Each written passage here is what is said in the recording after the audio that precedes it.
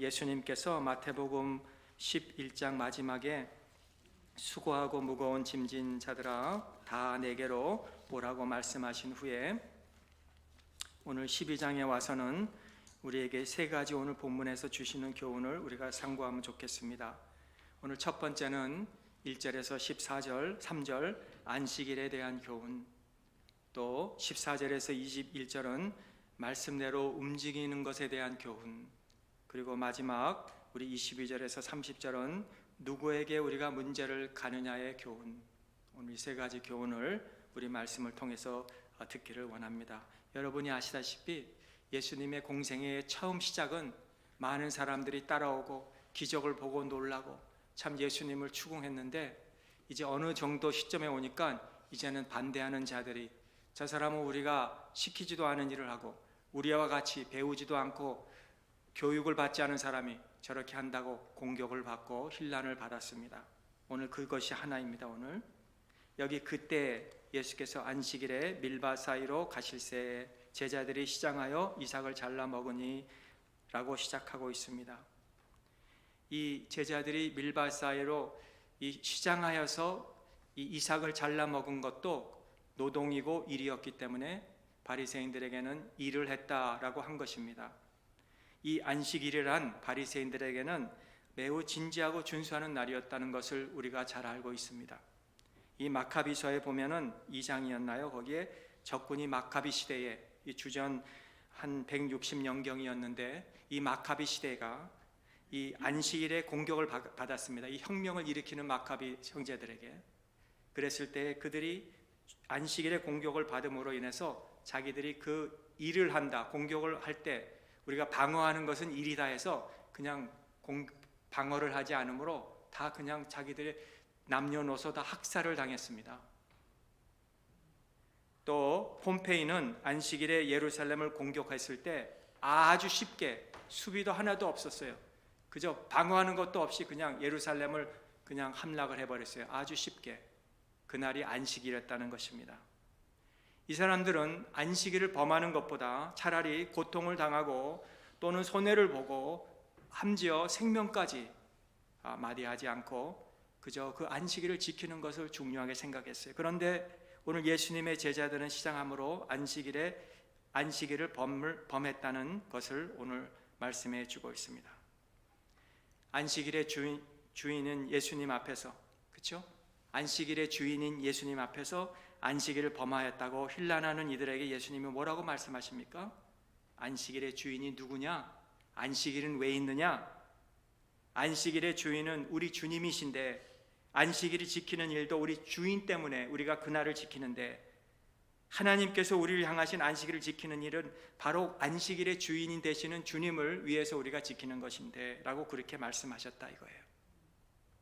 또 마른 손을 가진 자를 안식일에 고치는 일을 옳으냐 그렇게 고발을 하면서 물었습니다. 그때 너희 중에 어떤 사람이 양 한 마리가 있어서 안식일에 구덩이에 빠졌다면 끌어내지 않겠느냐라는 말씀으로 그들에게 대답을 해주셨어요. 여러분, 어쩌면 우리 사람들은요, 자기 유익을 위해서 구덩이에 빠진 양은 꺼낼 수 있는 일을 한다 이거예요. 그런데 안식일 대신 주님은 안식일에 웅덩이에 빠진 영혼을 구원하는 일을 하신다고 그렇게 말씀하셨다는 일입니다. 여러분, 주님은 선한 일을 하십니다. 그렇죠?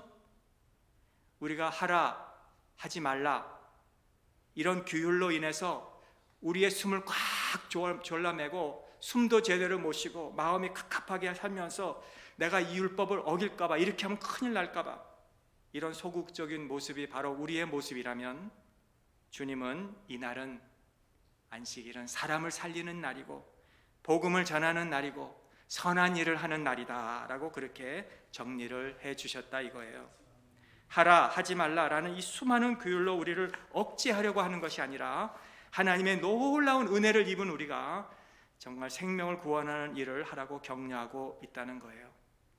우리가 때로는 신앙생활하면서 저 사람은 이런 일을 했고 또 저런 일을 안 했고, 우리가 이렇게 정죄하는 일을 할 때가 있습니다. 그게 말로 하든지 생각으로 하든지 마음으로 하든지, 이런 데다가 우리가 다 에너지를 소비할 때가 얼마나 많이 있습니까? 진정한 안식을 누리는 우리가 되기 위해서는, 그리고 쉼을 얻기 위해서는 우리는 웅덩이에 빠져있는 양 한 마리를 구하듯이 우리는 어떻게 하고 있는가, 우리가 오늘 생각해 보면서 우리가 신앙생활 할 수 있기를 바랍니다. 바리새인들은 안식일을 지킨다고 하였지만 그렇게 엄중히 생명을 걸고 수비도 안 하면서 목숨까지 잃었다고 그렇게 하지만, 오늘 예수님께서는 3절에 라고 한 일을 읽지 못하였느냐, 5절에 너희가 율법에서 읽지 못하였느냐, 7절에 너희가 알았더라면 라고 하신 것을 보면 바리새인들은 읽었을지라도 알았을지라도 그들이 진정으로 알지 못했다라고 그렇게 말씀하고 계십니다. 선지자들의 예언들에 대해서는 많이 안다고 자랑스러워하고 그들이 주장하는 성경을 실제로 많이 안다고 하였지만은 주님은 아니다, 모른다, 그렇게 말씀하셨다는 거예요. 우리의 믿는 신앙은 자유를 제한하는 신앙이 아니라 진정한 자유를 누리기 위한 신앙이라는 거예요. 진정한 안식은 우리가 아무 일 안 하고 편히 쉬면서 안식을 누리는 게 아니라, 아무리 우리가 할 일이 많고 바쁜 일이 많고 해야 될 일이 많지만은 기쁘게 감사하면서 섬길 때 진정한 거기에 안식이 있다, 이 말이에요. 나 같은 자를 하나님이 불러서 이렇게 주의 일을 하니 얼마나 감사합니까? 라고 하면서 하는 거 이거예요. 그리고 은혜를 베풀고 자비를 베풀고 지킬 때 안식의 주인이 주시는 그 쉼을, 안식을 저와 여러분들이 누리게 될 줄을 믿습니다. 신나게 기쁘게 주님을 섬길 수 있기를 바랍니다. 오늘 두 번째는 14절에서 21절입니다. 말씀대로 움직이는 것에 대한 교훈입니다. 여기서 보시면 바리새인들이 어떻게 하면 예수를 죽일까 의논하는 모습이 있습니다. 여러분, 사람이 얼마나 악하면 자기의 원수 대상을 어떻게 하면 죽일까, 어떻게 하면 죽일까, 머리를 모으고 의논을 모아서 저 사람을 죽이려고 합니다. 어떻게 하여서 끌어내리려고 지혜를 모으는 것을 보면, 야, 사람은 정말 악하구나, 악하구나. 그러는 반면에 예수님은 어떻게 하든지 한 영혼을 살리려고 하는 것이 예수님의 의도요 목적인 것을 우리가 알게 됩니다. 예수를 잡으려고 하는 바리새인들의 의논을 알고 계시는 예수님께서 거기를 아시고 거기를 떠나가시니 자리를 떠나가시는 것을 보게 됩니다. 여기 예수님이 그 사람들이 무서워서 그 자리가 위험해서 예수님이 떠나시는 것이 아닙니다. 이는 선지자 이사야를 통하여 말씀하신 바를 이루기 위해서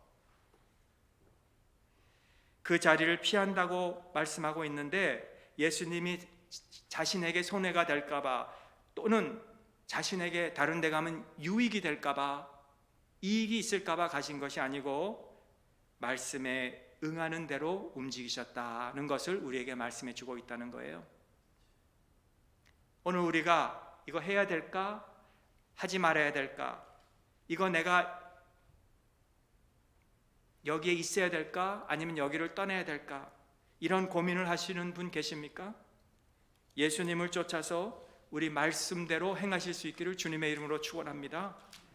말씀이 하라 하면 하고 서라 하면 서는 겁니다. 그게 크리스찬입니다.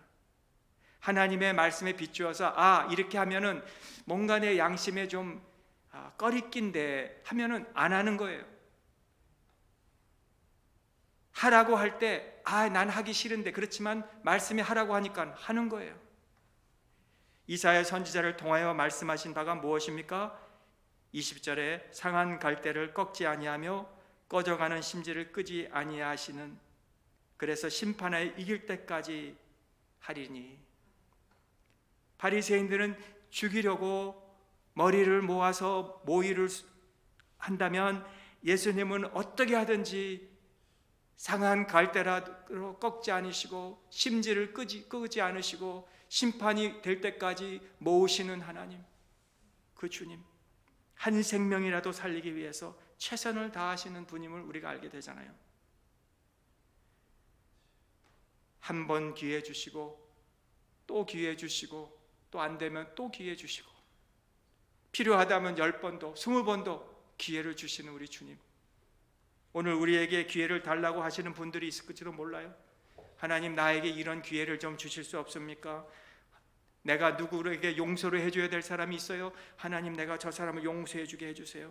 아니면 난 이제 저 사람과 끝났다, 그런 결정을 할 분도 아마 이 말씀을 들으면서 생각하신 분도 계실 거예요.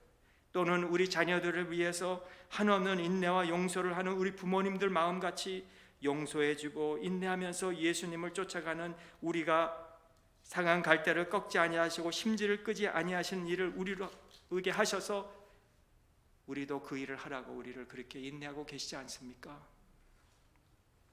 바리새인들은 어떻게 하면은 죽일까? 예수님은 어떻게 하면은 다시 살릴까? 어떻게 하면 다시 기회를 줄까? 우리가 그 은혜를 받은 자들입니다. 예수님이 얼마나 여러분들을 참고 했습니까? 몇 번 했습니까? 예수님이 여러분들을 위해서 예수님이 얼마나 참아주셨습니까? 얼마나 용서해 주셨습니까? 얼마나 기회를 또 주셨습니까?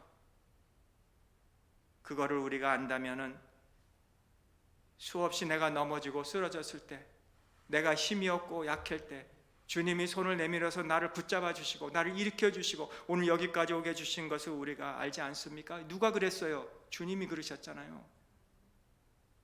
그러므로 우리가 이 은혜의 수혜자로서 오늘도 우리가 은혜를 베푸는 축복의 삶을 사시기를 주님의 이름으로 축원합니다.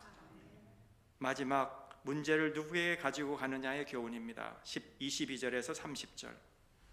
22절에 보니까 그때의 귀신 들려 눈 멀고 말 못하는 사람을 데리고 왔거늘 예수께서 고쳐주심에, 여기에 중요한 포인트는 누구에게 우리의 문제를 가지고 가느냐입니다. 예수님께서 가지고 갔더니 그 문제가 해결되었더라 라 그랬어요. 즉시로 해결될 때도 있어요. 또는 해결되진 않았지만 예수님께 가는 그것 자체로 우리에게 은혜가 될 때가 있어요. 하나님께로 가지고 나가는 그 자체가 은혜입니다. 하나님께로 나아가는 그 자체가 실마리가 풀어지기 시작하는 겁니다. 우리가 문제가 있을 때마다, 자녀들의 문제가 있을 때마다, 부부간의 문제가 있을 때마다, 또는 사회에서, 직장에서 서로 직원끼리 또는 사회 관계 속에서, 심지어 교회 안에서도 우리가 문제가 있을 수가 있어요. 서로. 그것도 오랜 세월 동안 10년, 20년 전의 일을 가지고 지금도 그 문제를 가지고 마음에 지금 풀어지 못한 일들이 있어요. 그걸 누구에게 가지고 가야 됩니까? 주님께 나가야 되는 겁니다. 내가 그것 때문에 내 신앙이 온전히 서지 못한다면, 내가 여러 가지 문제를 있을 때마다 그 문제를 어떻게 내가 해결합니까? 내가 누구에게 얘기한다고 해결되는 게 아닙니다. 궁극적으로 예수님께 나와야 된다 이거예요. 가장 기본적인 문제의 핵심은 신앙적 문제입니다. 신앙적 문제. 아프고 연약하고 우울하고 있을 때마다 그 문제를 우리가 피하려고 하지 말고 사람의 눈을 피하면 우리가 얼마든지 멀어질 수 있거든요. 그러면 그 문제가 해결됩니까? 아니에요. 반드시 예수님 앞에 가지고 나오셔야 되는 겁니다. 24절에 보니까 바리새인들은 듣고 이르되 이가 귀신의 왕 바알세불을 힘입지 않고는 귀신을 쫓아내지 못하느니라 하거늘, 지금 이 귀신을 쫓아낸 것을 본 바리새인들은 야, 저거는 하나님이 하신 일이 아니고 이 귀신의 왕초, 이 사탄의 왕초인 이 바알세불이 한 거다, 그렇게 이야기를, 일리에 맞지 않는 이야기를 하고 있어요. 그럴 때 예수님은 그들의 생각을 아시고 마태가 얘기하기를, 그들에게 지적하시기를 25절, 귀신들 나름대로 조직이 있지만, 질서가 있지만 만일 너희들이 말하는 것이 사실이라면, 그렇게 한다면 이 사탄 왕초가 쫄개들을 쫓아내겠느냐? 그렇다면 어떻게 나라가 세워지고 어떻게 가정이 세워지고 어떻게 이 사탄의 왕국이 세워지겠느냐? 어떻게 그런 말을 하느냐라고 주님이 말씀하셨어요. 여러분, 우리가, 저와 여러분들은 언제인지 모르지만 한때에 우리가 은혜 받고 새 사람 되었어요. 그렇죠? 우리가 모든 이전 거는 지나가고 이제 보라 새 사람이 되었다. 우리 그럴 때가 있었어요. 그런데 이제 오랜 세월을 지나고 나서 이런 변화를 받았지만 우리가 그리고 예배의 자리도 나오고 신앙생활을 하지만 나중에 나도 모르게 의심할 때가 있어요. 내가 신앙이 정말 그 신앙인가? 내가 그때 눈물을 흘린 것이 내가 그때 그냥 무슨 우울한 일, 어려운 일이 있어서 내가 그냥 마음을 내가 좀 슬퍼해가지고 그때 은혜 받고 운 거 아닌가? 어떤 분위기에 끌려서 막 찬양하고 막 그렇게 막 그냥 음악의 소리에서 내가 괜히 그때 막 눈물을 흘린 거 아닌가? 내가 그래서 교회 나가서 세례 받으라 그래서 세례도 받았는데 그냥 장로님들이 자꾸 격려해가지고 내가 교회에서 격려해가지고 세례 받은 거 아닌가? 다 분위기고 뭐 내가 감정이고 우울해서 그랬다. 여러분 정말로 그렇게 해서 우리가 세례 받고 은혜 받았고 새 사람이 되었습니까? 아니죠. 우리 예수님이 은혜 우리에게 주셔서 우리가 옛사람이 변하여 새 사람 된 거 아닙니까? 하나님이 우리에게 주시지 않았던 은혜를 주시지 않으면 우리는 은혜 받을 수가 없고요, 눈물 흘릴 수도 없고요, 손들어 찬양할 수도 없고 기도할 수도 없는 거예요. 세례 받을 수도 없고 은혜 주셔야 되는 거예요. 그래서 찬양할 수 있는 건 은혜 주신 거예요. 하나님이. 의심하지 마세요. 만일 우리가 그거는 은혜가 아니고 하나님이 주신 은혜가 아니고 그저 내가 분위기에 이끌려서 거기 있는 사람들이 막 그렇게 하니까 나도 어쩌다가 몰라서 그냥 그렇게 했다라고 한다면 마치 이 지금 바알세불에 힘입어서 귀신을 내어 쫓아다는 것과 똑같은 거예요. 아닙니다. 하나님은 오늘도 우리의 마음을 은혜 주셔서 변화시키는 것이고요, 오늘도 우리 자녀들의 마음 그렇게 예수님을 몰랐다가도 확 변화시켜서 예수님을 잘 믿게 하시고요, 성령의 도움으로 역사하시기 때문에 하나님이 하신다 이거예요. 오늘 30절에 보세요. 나와 함께 아니하는 자는 나를 반대하는 자요, 나와 함께 모으지 아니하는 자는 해치는 자니라. 여러분 예수님 믿든지 안 믿든지 중립은 없는 거예요. 자동차에 드라이브나 백 리버스가 있지만은 뉴트럴도 있는데 신앙생활에는 뉴트럴이 없는 거예요. 이냐 아니냐, 예수님 편이냐 아니냐, 둘 중에 하나입니다. 만일 예수님 편이 아니면 마치 나는 어떤 결과를 내가 이루어야 할 때 나는 너무 약해서, 나는 너무 모자라서, 나는 힘이 없어서, 나는 지식도 없어서 그런 큰 어떤 결과에 내가 영향을 하나도 미치지 못하고, 또 내가 뭐 그렇게 뭐 하려고 해도 아무 이 큰 이 결과를 내가 영향을 줄 수 없어서 나는 그저 아무것도 하지 않겠습니다 하는 것과 똑같아요. 그래서 이 폭군들이 나를 치러 올 때 마음대로 하세요 내주는 거나 똑같다고 그렇게 주석에서 주의를 했어요. 내가 주님의 편도 아니고 이쪽 편도 아니라면 그런 거는 똑같아요. 그래서 예수님은 나와 함께 모으지 아니하는 자는 해치는 자니라 그렇게 말씀했어요. 그러므로 오늘 하나님의 일은 우리가 함께함으로 이루어진다는 것입니다. 교회 일은, 하나님 일은 함께하는 거예요. 함께하지 않는 거, 그거는 반대하는 것이라 이거예요. 교회적으로 가끔 얼마 전에도 우리가 부흥회를 했지만요, 우리 교회에서 부흥회를 하고 포스터를 붙이고 광고를 하고 기도하고 하면은 이거는 다 우리가 함께 하는 거예요. 함께 해야 되는 거예요. 우리가 또 선교를 가야 됩니다 하면 우리 자녀들이 다 함께 가는 거예요. 우리가 선교를 위해서 선교 바자회를 합니다. 그러면 우리 교회가 다 함께 하는 거예요. 누구는 하고 누구는 하지 않고 하는 게 아니라. 바쁘시더라도 우리 교회가 앞으로 함께 하시기를 주님의 이름으로 축원합니다. 얼마나 놀라운 일이 일어나겠어요, 함께 하면요. 물론 우리가 관심을 없을 수도 있어요. 나는 선교 같은 거에는 관심이 없습니다. 나는 무슨 부흥회 같은 거는 관심이 없습니다. 또 나와 아무 상관이 없는 일입니다. 이건 자녀들의 일이니까 나는 자녀도 없고. 그러나 우리가 이 교회에 몸담고 있는 한, 이거 우리 교회 아닙니까? 우리 교회에 몸담고 있는 교회이기에 우리가 나쯤이야 뭐 빠지면 어떨까? 다른 사람이 하겠지. 내가 뭘 할 수 있을까? 나 같은 사람이. 여러분 교회 일은 하려면 끝이 없고 안 하려면 얼마든지 안 해도 괜찮아요. 다른 사람이 다 해요. 그러므로 내가 하지 않으면 이거 누가 하겠느냐? 내가 나가서 해야지, 나라도 해야지, 이런 마음으로 우리가 교회 일에 한다면요, 모든 교인들이 이렇게 한다면 얼마나 이게 놀라운 역사가 일어나겠습니까? 교회에. 우리 자녀들이, 우리 부모님들이 알아서 하겠지가 아니고 우리 교회는 내가 해야지, 내가, 자녀들이 나와서 막 한다면 얼마나 놀라운 일들이 일어나겠어요. 교회에. 뜨거울 거예요, 우리 교회가. 그러므로 앞으로 우리가 교회에서 뭐 한다 하면은 일도 베케이션 내시고 그날 출장 가는 것도 포기하시고 그 시간을 지켜서 우리 모두가 함께 하시기를 주님의 이름으로 축원합니다. 함께 하는 것이 주의 일을 이루는 방법인 줄을 믿습니다. 절대로 주의 일 하면 여러분 손해보게 안 해주세요. 예, 우리가 하루 문 닫고 가게 문 닫고 그날 주의 일에 나와서 한다면요, 하나님이 그 매상도